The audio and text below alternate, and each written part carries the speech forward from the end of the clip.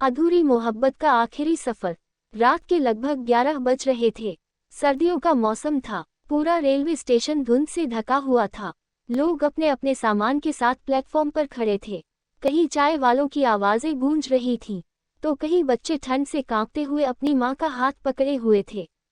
उसी भीड़ के बीच एक आदमी अकेला खड़ा था। उसका नाम था अर्जुन। करीब 40 साल की उम्र, चेहरे पर थकान, आंखों में अधूरी नींद और दिल में ऐसा दर्द जो पिछले 5 सालों से हर रात उसे अंदर ही अंदर तोड़ रहा था। उसके हाथ में सिर्फ एक छोटा सा बैग था। वह धीरे धीरे प्लेटफॉर्म नंबर 3 की तरफ बढ़ा। उसे जयपुर से दिल्ली जाने वाली रात की ट्रेन पकड़नी थी। ट्रेन आने में अभी थोड़ा समय था। अर्जुन ने जेब से पुरानी घड़ी निकाली, समय देखा, फिर पास की बेंच पर बैठ गया। ठंडी हवा उसके चेहरे से टकरा रही थी, लेकिन उसके अंदर जो खालीपन था, उसके सामने ये ठंड कुछ भी नहीं थी। क्योंकि 5 साल पहले उसने अपनी जिंदगी की सबसे बड़ी चीज खो दी थी, अपनी पत्नी नैना। अलिप्सस। नैना और अर्जुन की शादी को 8 साल हुए थे। शुरुआत में दोनों की जिंदगी किसी खूबसूरत सपने जैसी थी। छोटा सा घर, ढेर सारे सपने और एक दूसरे के लिए बेइंतहा प्यार। नैना हमेशा अर्जुन का इंतजार करती थी। वह ऑफिस से लौटता तो नैना दरवाजे पर मुस्कुराते हुए खड़ी मिलती। कभी गरम चाय, कभी उसकी पसंद का खाना, कभी छोटी छोटी बातें। घर में गरीबी थी, लेकिन खुशियां बहुत थीं। फिर धीरे धीरे सब बदलने लगा। अर्जुन की नौकरी में तनाव बढ़ गया। काम का दबाव, पैसों की कमी, घर की जिम्मेदारियां, और इन सब के बीच अर्जुन चिड़चिड़ा होता गया। अब वह देर रात घर आता। नैना बात करना चाहती, लेकिन अर्जुन हर बार गुस्सा कर देता। धीरे धीरे दोनों के बीच खामोशी बढ़ने लगी। एक दिन नैना ने रोते हुए कहा, अर्जुन, तुम पहले जैसे नहीं रहे। अर्जुन गुस्से में बोला, हर वक्त शिकायत मत किया करो।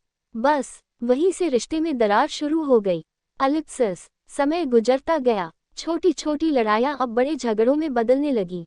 एक दिन गुस्से में अर्जुन ने कह दिया, अगर इतनी परेशानी है तो चली जाओ मेरी जिंदगी से। ये शब्द अर्जुन ने गुस्से में कहे थे, लेकिन नैना के दिल में तीर की तरह उतर गए। उस रात पहली बार नैना पूरी रात रोई थी। अगली सुबह उसने चुपचाप अपना सामान पैक किया और घर छोड़कर चली गई। अर्जुन को लगा था वह 2-4 दिन में लौट आएगी, लेकिन ऐसा नहीं हुआ। कुछ महीनों बाद दोनों का तलाक हो गया। कोर्ट में आखिरी बार जब अर्जुन ने नैना को देखा था, तो उसकी आंखों में सिर्फ दर्द था। न कोई शिकायत, न कोई गुस्सा, बस टूट चुका भरोसा। उस दिन के बाद दोनों कभी नहीं मिले। अलिप्सस। ट्रेन नंबर 12,982 कुछ ही देर में प्लेटफॉर्म नंबर 3 पर आएगी। अनाउंसमेंट की आवाज से अर्जुन वर्तमान में लौटा। उसने गहरी सांस ली। इतने साल बीत गए थे, लेकिन आज भी नैना की याद उसके दिल से नहीं गई थी। ट्रेन प्लेटफॉर्म पर आ चुकी थी। लोग जल्दी जल्दी चढ़ने लगे। अर्जुन भी अपने डिब्बे की तरफ बढ़ा। उसकी सीट AC 2 टियर में थी। वह अंदर पहुंचा, बैग रखा और खिड़की के पास बैठ गया। ट्रेन धीरे धीरे चलने लगी। कुछ देर बाद TT डिब्बे में टिकट चेक करने आया। अर्जुन ने बिना ध्यान दिए जेब से टिकट निकाला, लेकिन तभी एक आवाज उसके कानों में पड़ी, टिकट प्लीज। उस आवाज को सुनते ही अर्जुन का दिल जैसे रुक गया। वह धीरे धीरे ऊपर देखने लगा, और अगले ही पल उसकी आंखें फैल गई। सामने, काले कोट में, हाथ में टिकट मशीन लिए, नैना खड़ी थी। अलिप्सस। दोनों कुछ सेकंड तक एक दूसरे को देखते रह गए। समय जैसे थम गया था। 5 साल बाद आज वे अचानक एक ट्रेन में आमने सामने खड़े थे। नैना भी उसे देखकर सन्न रह गई थी, लेकिन अगले ही पल उसने खुद को संभाला।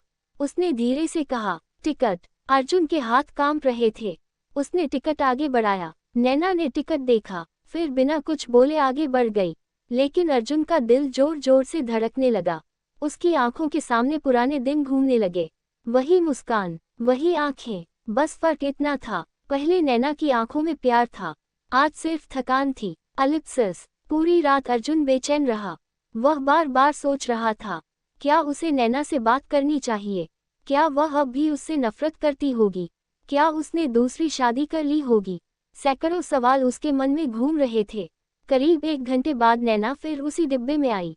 इस बार डिब्बे में ज्यादातर लोग सो चुके थे। अर्जुन ने हिम्मत करके धीरे से कहा, कैसी हो नैना? नैना कुछ पल चुप रही, फिर बोली, ठीक हूँ, बस इतना ही। अर्जुन ने महसूस किया, उन दोनों के बीच अब अजनबियत की एक मोटी दीवार खड़ी हो चुकी थी।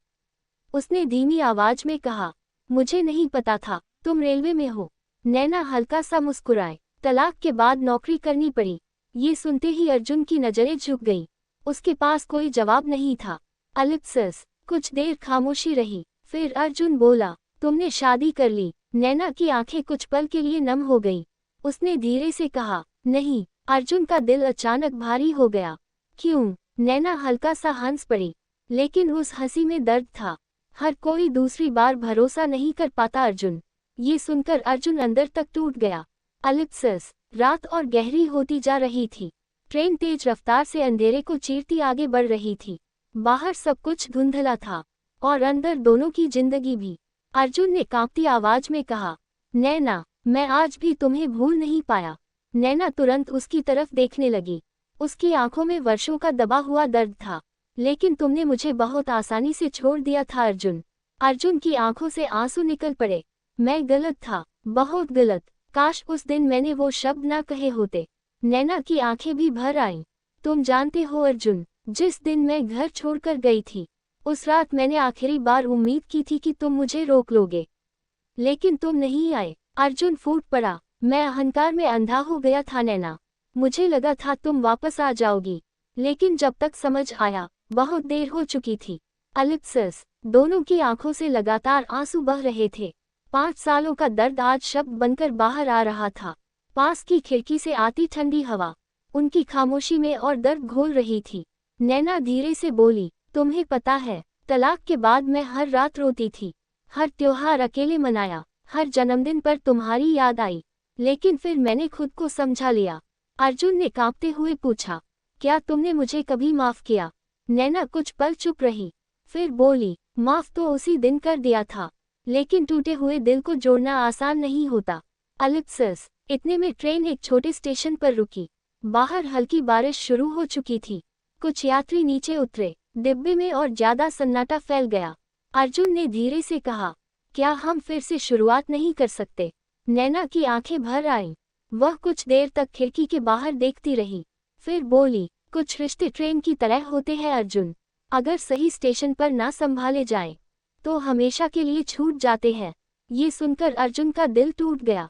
उसे पहली बार एहसास हुआ कि उसने सिर्फ एक पत्नी नहीं खोई थी, उसने अपनी पूरी दुनिया खो दी थी।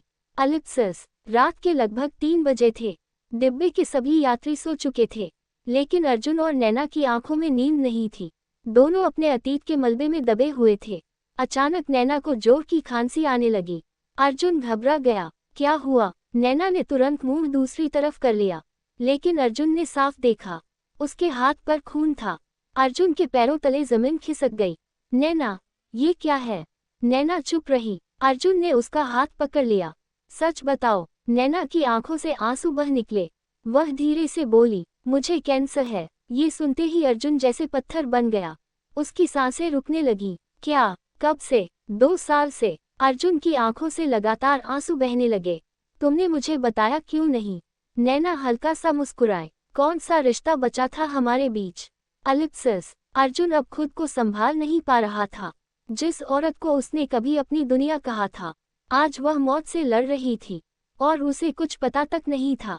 उसने रोते हुए कहा, मैं तुम्हें कुछ नहीं होने दूंगा। नैना धीरे से बोली, अब बहुत देर हो चुकी है अर्जुन। अलिप्सस, बाकी सफर दोनों की आंखों में आंसुओं के साथ गुजरता रहा। सुबह होने लगी थी। खिड़की से हल्की धूप अंदर आने लगी। ट्रेन दिल्ली पहुंचने वाली थी। नैना उठी, अपनी फाइल संभाली और जाने लगी। अर्जुन ने उसका हाथ पकड़ लिया। मत जाओ। नैना की आंखों से आंसू बह निकले। हर सफर का एक आखिरी स्टेशन होता है अर्जुन। हमारा भी आ गया। अलिप्सस, ट्रेन धीरे धीरे प्लेटफॉर्म पर रुक गई। लोग उतरने लगे। भीड़ बढ़ती जा रही थी। नैना भीड़ में आगे बढ़ने लगी। अर्जुन पीछे पीछे भागा। ना, वह रुकी। अर्जुन उसके सामने आकर रो पड़ा। एक मौका और दे दो। नैना ने कांपते हाथों से उसके आंसू पोंछे और धीमे से कहा, अगर अगला जन्म हुआ ना, तो मुझे कभी खुद से दूर मत करना। इतना कहकर वह भीड़ में खो गई। अर्जुन वहीं खड़ा रह गया, आंखों में आंसू लिए, टूटे हुए दिल के साथ, क्योंकि इस बार ट्रेन नहीं, उसकी पूरी जिंदगी उससे दूर जा चुकी थी।